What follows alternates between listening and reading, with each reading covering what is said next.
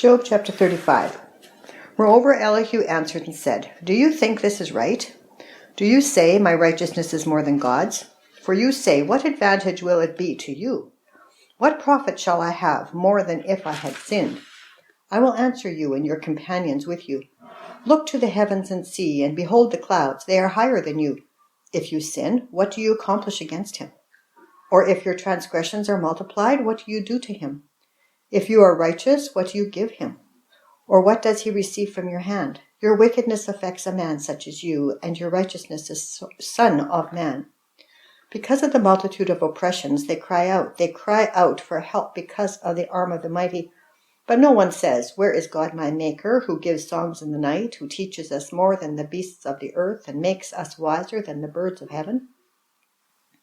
There they cry out, but he does not answer, because of the pride of evil men. Surely God will not listen to empty talk, nor will the Almighty regard it. Although you say you do not see him, yet justice is before him, and you must wait for him. And now, because he is not punished in his anger, nor taken much notice of fault, because he has not punished in his anger, nor taken much notice of folly, therefore Job opens his mouth in vain. He multiplies words without knowledge. 36. Elihu also proceeded and said, Bear with me a little, and I will show you that there are yet words to speak on God's behalf. I will fetch my knowledge from afar. I will ascribe righteousness to my Maker. For truly my words are not false. One who is perfect in knowledge is with you. Behold, God is mighty, but despises no one. He is mighty in strength of understanding. He does not preserve the life of the wicked, but gives justice to the oppressed. He does not withdraw his eyes from the righteous, but they are on the throne with kings, for he has seated them forever, and they are exalted. And if they are bound in fetters, held in the cords of affliction, then he tells them their work and their transgressions, that they have acted defiantly. He also opens their ear to instruction, and commands that they turn from iniquity. If they obey and serve him, they shall spend their days in prosperity, and their years in pleasures. But if they do not obey, they shall perish by the sword, and they shall die without knowledge. But the hypocrites in heart store up wrath. They do not cry for help when he binds them. They die in youth, and their life ends among the perverted persons. He delivers the poor in their affliction, and opens their ears in oppression. Indeed, he would have brought you out of dire distress into a broad place where there is no restraint, and what is set on your table would be full of richness. But you are filled with the judgment due the wicked. Judgment and justice take hold of you, because there is wrath. Beware lest he take you away with one blow, for a large ransom would not help you avoid it. Will your riches or all the mighty forces keep you from distress? Do not desire the night when people are cut off in their place. Take heed, do not turn to iniquity, for you have chosen this rather than affliction. Behold, God is exalted by his power. Who teaches like him? Who has assigned him his way, or who has said, You have done wrong? Remember to magnify his work, of which men have sung. Every one has seen it. Man looks on it from afar. Behold, God is great, and we do not know him, nor can the number of his years be discovered.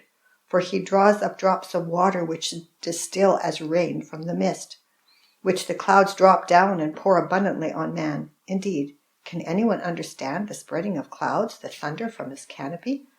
Look, he scatters his light upon it and covers the depths of the sea. For by these he judges the peoples. He gives food in abundance. He covers his hands with lightning and commands it to strike. His thunder declares it, the cattle also, concerning the rising storm. 37. At this also my heart trembles and leaps from its place. Hear attentively the thunder of his voice and the rumbling that comes from his mouth. He sends it forth under the whole heaven, his lightning to the ends of the earth. After it a voice roars. He thunders with his majestic voice, and he does not restrain them when his voice is heard. God thunders marvelously with his voice. He does great things which we cannot comprehend. For he says to the snow, Fall on the earth. Likewise to the gentle rain and the heavy rain of his strength. He seals the hand of every man, that all men may know his work. The beasts go into dens and remain in their lairs. From the chamber of the south comes the whirlwind. and cold from the scattering winds of the north. By the breath of God ice is given, and the broad waters are frozen. Also with moisture he saturates the thick clouds. He scatters his bright clouds, and they swirl about, being turned by his guidance, that they may do whatever he commands them on the face of the whole earth. He causes it to come whether for correction, or from his land, or for mercy. Listen to this, O Job. Stand still and consider the wondrous works of God. Do you know when God dispatches them and causes the light of his clouds to shine? Do you know how the clouds are balanced, those wondrous works of him who is perfect in knowledge? Why are your garments hot when he quiets the earth by the south wind? With him have you spread out the skies strong as a cast metal mirror? Teach us what we should say to him, for we can prepare nothing because of the darkness. Should he be told that I wish to speak? If a man were to speak, surely he would be swallowed up. Even now men cannot look at the light when it is bright in the skies, when the wind has passed and cleared them. He comes from the north as golden splendor. With God is awesome majesty. As for the Almighty, we cannot find him. He is excellent in power, in judgment, and abundant justice. He does not oppress, therefore men fear him. He shows no partiality to any who are wise in heart.